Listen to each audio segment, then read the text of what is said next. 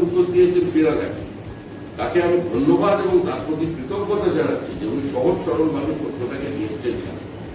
উনি কালকে সাংবাদিকদের বলেছেন যে এটা চিন্তা করার বিষয়, শহরের ভোটটা এই কারণেই কমছে কারণ শহরের মানুষ খবর দেয়, মানে টিভিতে সংবাদ শোনে, আর গ্রামের মানুষ তারা সিরিয়াল দেয়।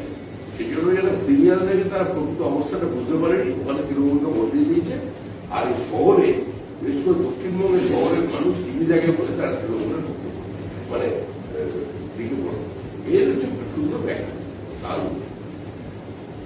আমার মনে হয় এর থেকে ভালো রাজনৈতিক ব্যাখ্যা আজ পর্যন্ত সরলতা এবং ওনার এই স্বচ্ছতা, ওনার এই সততার জন্য আবার আমি দলের পক্ষ থেকে ফিরাদাকে আমাদের মহানাগরিককে অভিনন্দন জানাচ্ছি। উনি এটা বলেছেন যে গ্রামের মানুষ, আবার রিপিট করছি, গ্রামের মানুষ সিরিয়াল দেখে, তাই তারা প্রকৃত অবস্থাটা বোঝেন না, সেই জন্য তৃণমূলকে ভোট দিয়েছেন। আর শহরের মানুষ খবর দেখে, সেই জন্য তারা তৃণমূলের বিরুদ্ধে ভোট দিয়েছে। ঐতিহাসিক চিরকাল মনে রাখবে,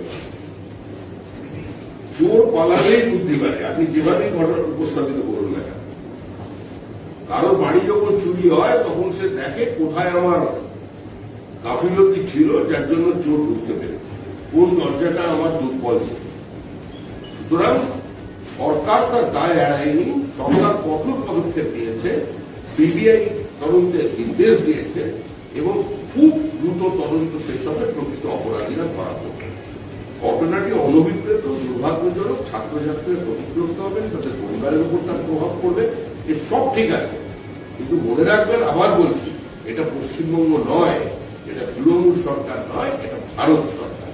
পার্থক্যটা আগামী 1 মাসের মধ্যেই বুঝতে